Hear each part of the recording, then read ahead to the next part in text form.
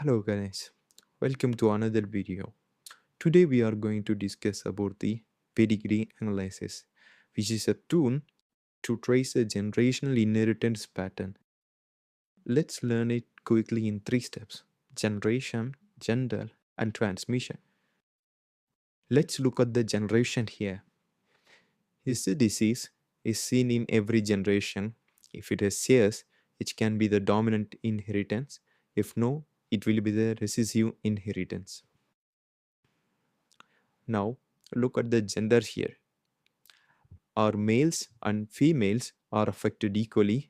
If yes, it can be the autosomal. If more female is affected, it will be X-linked dominant.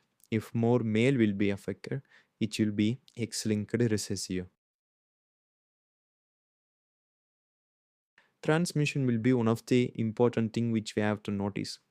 If the male to male transmission is yes, he can go with the autosomal. If there is no male to male transmission, it will be the mitochondria. But it can never be the X-linked inheritance. Let's examine the parents to child. If the father is affected, it's transferred to all the daughters here, and the no sons will be affected.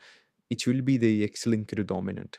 And the father is affected, and the 50% of child will be affected. It will be the autosomal dominant. How about the no children affected from the father, which will be the mitochondria? And the mother is affected, and all the children are affected, which is mitochondria, because the mother will be the only transmitted for mitochondria. And if the 50% of child affected from mother, which will be X-linked dominant or autosomal dominant.